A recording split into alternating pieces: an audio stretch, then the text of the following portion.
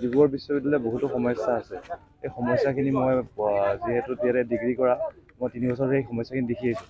এই সমস্যাখিনি মই নিজৰ বুলি ভাবি আগুৱাই আহিছোঁ আৰু এই সমস্যাখিনিৰ ক্ষেত্ৰত সমাধানৰ ক্ষেত্ৰত মই কাম কৰি যাম বুলি মই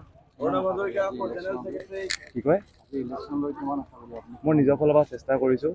বাকী ছাত্ৰ ছাত্ৰীসকলৰ মই সভাপতি অৰ্থাৎ প্ৰেচিডেণ্ট পদত প্ৰাৰ্থিত্ব আগবঢ়াইছোঁ। মই যুগল কিশোৰ গগৈ, বুৰঞ্জী বিভাগৰ এজন তৃতীয় ষাণ্মাসিকৰ ছাত্ৰ। লক্ষ্যৰ উদ্দেশ্য কেৱল মাত্ৰ ডিব্ৰুগড় বিশ্ববিদ্যালয়। ডিব্ৰুগড় বিশ্ববিদ্যালয়ক উজনি অসমতে নহয়, ভাৰতবৰ্ষৰ পৰ্যায়ত এখন বিশ্ব মানদণ্ডৰ এখন বিশ্ববিদ্যালয় হিচাপে উপস্থাপন কৰাই হৈছে আমাৰ মূল উদ্দেশ্য। মই উপসভাপতি পদত নিজৰ প্ৰাৰ্থিত্ব আগবঢ়াইছোঁ আৰু আজি সকলো ওলাই আহিছে নাহৰবাসী নিজৰ যি ডেম'ক্ৰেটিক ৰাইট সেয়া ৰক্ষা কৰিবৰ কাৰণে ওলাই আহিছে। অতি ভাল লাগিছে আৰু যাতে তেওঁলোকে যোগ্যজনক তেওঁলোকে আগবঢ়াই নিব পাৰে আৰু আমাৰ নাহৰবাসী আমাৰ ডিব্ৰুগড় বিশ্ববিদ্যালয়ৰ উন্নয়নৰ সৈতে কাম কৰিব পাৰে, তাৰে আমি আশাবাদী। আৰু কেনেধৰণৰ পৰিকল্পনা বহুতো লৈ আহিছোঁ। 2021 চনৰ পৰা ইয়াত আছোঁ ডিব্ৰুগড় বিশ্ববিদ্যালয়ত। বহুতো সমস্যাৰ সন্মুখীন হৈছিলোঁ আৰু ভাবিছিলোঁ যে এদিন এই সমস্যা হ'বৰ কাৰণে মাত মাতিব পাৰিম, তাৰ বাবে আজি ওলাই আহিছোঁ। আৰু সেই পথটি যদি মই যদি প্ৰদান হ'বলৈ যোগ্য হওঁ, তেনেহ'লে অনাগত দিনত বহুতো কামখিনি কৰিবৰ কাৰণে মোৰ পৰিকল্পনা আছে। ডিব্ৰুগড় বিশ্ববিদ্যালয় স্নাতকোত্তৰমূলক ছাত্ৰ সভা 2024-25 বৰ্ষৰ আজি সাধাৰণ নিৰ্বাচন। আমি আশা কৰিছোঁ ডিব্ৰুগড় বিশ্ববিদ্যালয়ৰ ছাত্ৰ ছাত্ৰীসকলে নিজৰ গণতান্ত্ৰিক ভোটাধিকাৰ সাব্যস্ত কৰি অহা এবছৰৰ বাবে ডিব্ৰুগড় বিশ্ববিদ্যালয়ৰ এখন শক্তিশালী স্নাতকোত্তৰমূলক ছাত্ৰ সভা গঠন কৰিব আৰু ডিব্ৰুগড় বিশ্ববিদ্যালয়ৰ সৰ্বাংগীন উন্নয়নৰ সৈতে সেইখন ছাত্ৰ সভাই কাম কৰি যাব বুলি আমি আশা প্ৰকাশ কৰিছোঁ। আচলতে কিছুমান কথা স্থিৰ কৰি লোৱাৰ পাছত পাছুহুকি যাবলৈ মন নাযায়।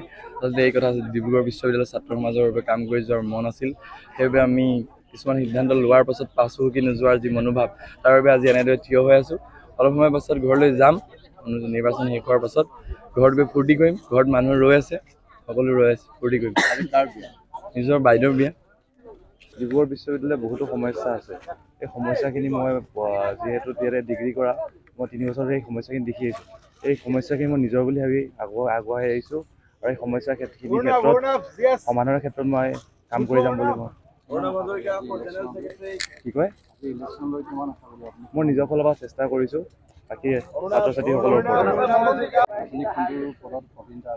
মই সভাপতি অৰ্থাৎ প্ৰেচিডেণ্ট পদত প্ৰাৰ্থিত্ব আগবঢ়াইছোঁ। মই যুগল কিশোৰ গগৈ, বুৰঞ্জী বিভাগৰ এজন তৃতীয় ষাণ্মাসিকৰ ছাত্ৰ।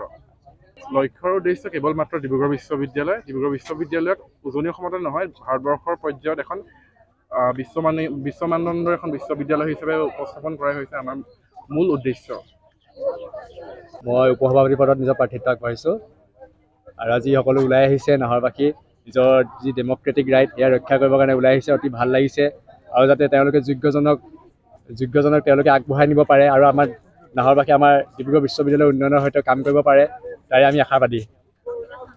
আৰু কেনেধৰণৰ পৰিকল্পনা বহুতো লৈ আহিছোঁ। 2021 চনৰ পৰা ইয়াত আছোঁ ডিব্ৰুগড় বিশ্ববিদ্যালয়ত। বহুতো সমস্যাৰ সন্মুখীন হৈছিলোঁ আৰু ভাবিছিলোঁ যে এদিন এই সমস্যা হ'বৰ কাৰণে মাত মাতিব পাৰিম, তাৰ বাবে আজি ওলাই আহিছোঁ। আৰু সেই পথটি যদি মই যদি প্ৰদান হ'বলৈ যোগ্য হওঁ, তেনেহ'লে অনাগত দিনত বহুতো কামখিনি কৰিবৰ কাৰণে মোৰ পৰিকল্পনা আছে। ডিব্ৰুগড় বিশ্ববিদ্যালয় স্নাতকোত্তৰমূলক ছাত্ৰ সভা 2024-25 বৰ্ষৰ আজি সাধাৰণ নিৰ্বাচন। আমি আশা কৰিছোঁ ডিব্ৰুগড় বিশ্ববিদ্যালয়ৰ ছাত্ৰ ছাত্ৰীসকলে নিজৰ গণতান্ত্ৰিক ভোটাধিকাৰ সাব্যস্ত কৰি অহা এবছৰৰ বাবে ডিব্ৰুগড় বিশ্ববিদ্যালয়ৰ এখন শক্তিশালী স্নাতকোত্তৰমূলক ছাত্ৰ সভা গঠন কৰিব আৰু ডিব্ৰুগড় বিশ্ববিদ্যালয়ৰ সৰ্বাংগীন উন্নয়নৰ সৈতে সেইখন ছাত্ৰ সভাই কাম কৰি যাব বুলি আমি আশা প্ৰকাশ কৰিছোঁ। আচলতে কিছুমান কথা স্থিৰ কৰি লোৱাৰ পাছত পাছুহুকি যাবলৈ মন নাযায়। আচলতে এই কথা ডিব্ৰুগড় বিশ্ববিদ্যালয়ৰ ছাত্ৰ সমাজৰ বাবে কাম কৰি যোৱাৰ মন আছিল। সেইবাবে আমি কিছুমান সিদ্ধান্ত লোৱাৰ পাছত পাছুহুকি নোযোৱাৰ যি মনোভাৱ, তাৰ বাবে আজি এনেদৰে থিয় হৈ আছোঁ। অলপ সময় পাছত ঘৰলৈ যাম। নিৰ্বাচন শেষ হোৱাৰ পাছত ঘৰত গৈ ফূৰ্তি কৰিম। ঘৰত মানুহ ৰৈ আছে, সকলো ৰৈ আছে, ফূৰ্তি কৰিম। নিজৰ বাইদেউৰ বিয়া।